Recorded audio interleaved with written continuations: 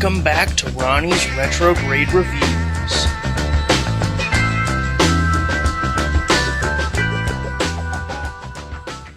Today I'm talking about an artist who I've quickly become a fan of over the past few weeks, legendary rapper Little Simz. This week I'm going to discuss two of her albums, and the reason I listened to one of them is to prepare to listen to her newest album, which dropped last Friday. And I'm really glad I did. Since last week I reviewed Pink Pantheress's new album, these are back-to-back British black woman reviews. I guess this is needed to happen to balance out my 2 episodes on Jack Quaid movies, but anyway, I had already been aware of Simz' music. I believe I first heard her back when her song Venom was used in Venom 2 Let There Be Carnage, everybody's favorite movie, so I'd been vaguely aware of her and had semi-positive feelings toward her. Basically, her new album rollout finally pushed me to actually explore her music. So let's get into it with 2021 album, Sometimes I Might Be Introvert. In short, this album blew me away. Immediately I was pumped for her new album Lotus because this LP is near perfect in my eyes. This is a project with a clear vision that came together beautifully with the help of Simz herself, her producer Inflo, and the narrator Emma Corinne. First of all, the album simply sounds amazing. The entire tracklist has a specific style of production, being the lush soul samples inspired by time-tested tenets of classic hip-hop, with a unique flair of an orchestral cinematic quality and a focus on African-inspired drums and voices. I love the repeating theme of children singing in grand choirs to give Simbi's message more weight. I think my favorite piece of production on the album is for the track 2 Worlds Apart, because it's maybe my favorite style of hip-hop production in general with the chopping up of soul samples, this one being a sample of Smokey Robinson, who simply has a beautiful voice. And I love how the sample is built upon and shifted, pitched up and down to fit with the specific mood of the lyrics being rapped. Okay, if you love me, baby, why'd you want to lose me? You use me, confuse me, accuse me, it's truly a movie. I also really like the simple distorted synth production on Speed. Influential as fuck, I shouldn't get my skin. All this ink in my pen is what led me to win. Not for the beat being revolutionary or anything, but because despite the sound being quite different from most of the rest of the album, the very end brings it back to that orchestral sound to transition into the next song.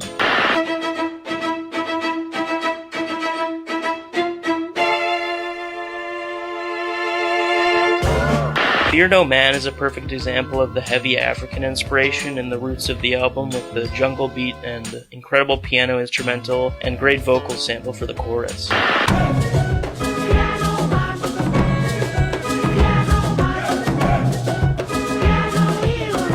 I think the greatest feat of production on the album is probably the very first song, though. It's incredibly cinematic and hooks you immediately and intrigues you with the intense, grandiose horns and chanting crowds of war. It's like being in the middle of a climax of a battle scene in some grand epic. It's exhilarating and very well produced and put together.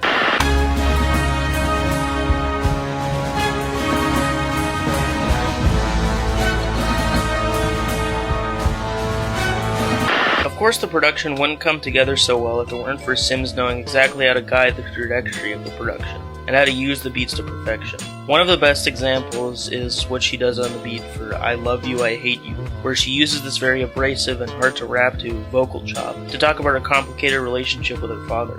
You made a promise to God to be there for your kids. You made a promise to give them a life you didn't live. My ego won't fully allow me to say that I miss you. A woman who hasn't confronted all her daddy issues. This is a continuing theme throughout of her reflecting on how her roots and family have affected her and her current self.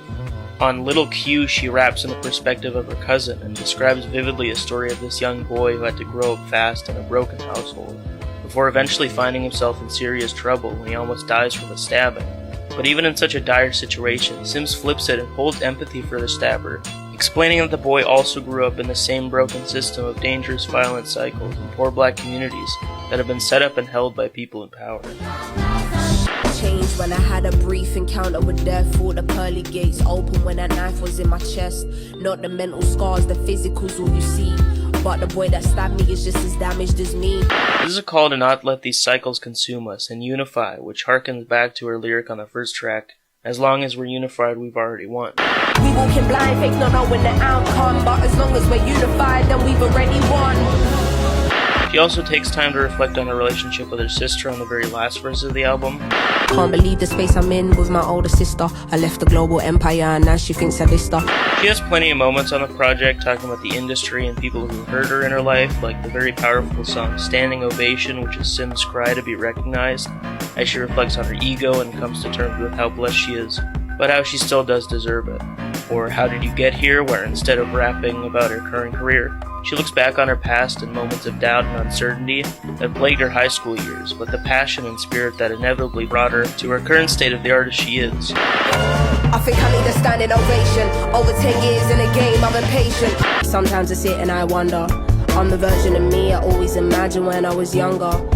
But really, the album isn't much about her artistic career, and really just an album about herself. Lots of the album is spent reflecting internally. I mentioned that the production is very cinematic in times, and there's even a running storyline throughout the album. Gems Interludes features a lush soundscape behind a chanting choir of singers encouraging Sims to follow her heart, before the narrator comes in to lay down the ropes of fame and guide her through her career. They won't silence you, but they'll try to. So follow your heart. It'll guide you. These ideas continue in The Rapper That Came to Tea, where the narrator is warning her that she might not survive or fit in as an introvert in a world of extroverts who just want to be entertained. It's like a representation of her fears and anxiety of pushing forward in this industry in fear of falling back. A question, if I may. What's a girl like you wanting a place like this? You see, I've seen many come and go in my lifetime. There's other interludes as well, but the final important piece of the storyline is the garden. See, in the other two moments I brought up, the narrator refers to Little Sims as Sims, her rapper name, to signify a duality inside her, before the narrator finally steps back and calls her Simbi on this track, her actual name. The album title, Sometimes I Might Be Introvert, is even an acronym for her name, Simbi. It ties into the theme of push and pull of her personal life and career, her family and her business, Sims the artist or Simbi the person. Sims the artist or Simbi the person. The garden is a moment where the narrator essentially lays down the thesis of the album, which is to love yourself and reflect on the hardships in your life, and confront yourself in order to find a way to love yourself and tend to your garden, to create and nourish a space to leave room for love and understanding. Water your seeds. Give your garden the love it needs. On the track Protect My Energy, Sims takes a break from rapping to lay down some beautiful vocals to create a lush pop jam, to express her values for creating this space, this garden, and protecting it. It's really profound stuff, and it's a wonderful album. My favorite tracks are Two Worlds Apart, Little Q Part 2, Fear No Man, Standing Ovation, and Introvert. And I would give Sometimes I Might Be Introvert a 9 out of 10. Total silence is my therapy, protecting my energy. So, hey, you know how I talked about how great the production was on that album? Well, it turns out the man behind the great production isn't quite as great as the production he produced. Little Sims is suing her former producer Inflow for the recovery of 1.7 million, which the artist claims well supplied Sloan said this will cover album producers her people getting money, not paying back the money, or people not getting the money they deserve. But that'll be mentioned later. Anyways, on to her newest album, Lotus. I'm happy to say she didn't let us down. I love the out-of-the-box sound to this album. There's lots of rock influence, there's also still the signature sonic inspiration from Africa that she loved to pull from. The rock inspiration comes through strong on songs like Young, which is essentially a fun and rebellious punk song, and Thief, which has some incredible guitar tones and emotionally intense guitar melodies on the chorus, which also contribute to the darker, spooky tone to the song.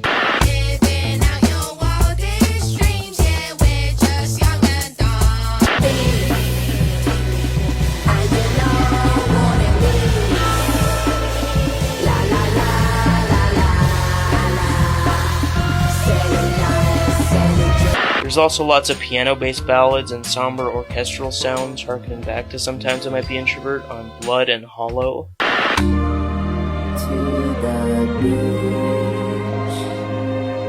There's also an unconventional style of drums throughout the album, in the sense that there's lots of moments with minimal or no percussion, especially for a rap album. I like those moments because it makes you listen to the music in a different way. It makes you really take in the lyrics. And the lyrics are great. One thing you never harbor is hatred. I know the space you're in is sacred. I also got reminded of One by Ghostface Killah on the end of Free, and I didn't know where to put that anecdote in the review. Can't hold me down cause I've always been. Why they always wanna hate when the love is. How many cakes we bake, y'all? One. Yeah. How many L's we smoke? One. A lot of this album is continuing the themes brought up for her last album I talked about, with the importance put on self-love, introspection, and growing. Hence the title, Lotus. But the loudest theme of this album is the sort of sense that this LP was really made to let off a lot of steam, and use her art to express her anger and strong emotions. Lots of this album is focused on her longtime producer, Inflo, who she's at a falling out with. I love his production on Sometimes I Might Be Introvert, but despite being talented, he's revealed to be quite the villain on this album, with Sims calling out his abusive behavior and failure to pay her an entire $1 million that he owes her. She spills on one of her most introspective and somber songs, Lonely, that the falling out with Inflo deeply impacted her process for making this album. After working with him for so long, she felt a little lost and lonely making an album on her own, and started doubting her talent. Of course, by the end of the song, she relays how much she needed to make this album, and she reassures herself of her art because she's an inspirational icon. I was lonely making an album till I realized my story's all I can pour out. She also strays back to familial themes on the track Blood, where she weaves a story of a brother and a sister reconnecting on an intense phone call. It seems to me like this track might be loosely based on her complicated relationship with her sister that she talks about on Sometimes I Might Be Introvert, and it's a very moving ballad. So when I hear you talk and what you're going through, it breaks my heart into two pieces. It's like life's got two meanings. 3 series and 4 seasons.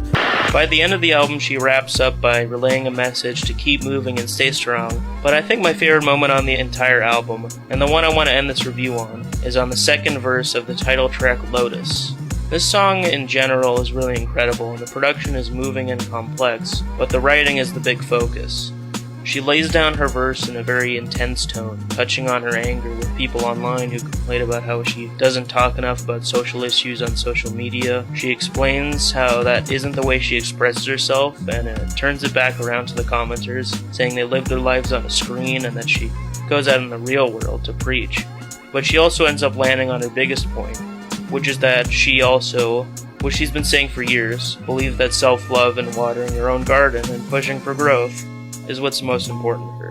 It's angry, it's nasty, it's emotionally intense, and it's beautiful. Acting like the world, I've been neglecting. I choose to keep myself protected. You remain infected. Acting like I did a crime. You want me arrested. If I'm not good enough for you, then stop investing. It's not by force, you should listen. I don't expect it, but I won't tolerate a lie or be disrespected. You're right, I'm not the damn puppet. You're prodigy. Sometimes I can't believe the nerve, the hypocrisy. I'm not responsible for the world. In all honesty, all I can do is better myself. That's my prophecy. My prophecy, yeah. My favorite tracks are Lotus, Thief, and Lonely, and I would give this album Lotus an 8 out of 10. You think you're who he feeling? Ha ha ha ha. Anyways, that's all I have for you listeners this week. Check out Review Ronny on Instagram, and before I let you listeners go, it's time for Ronny's Joke of the Week. What would you call Little Sims if she was a miniature role-playing video game? Little Sims.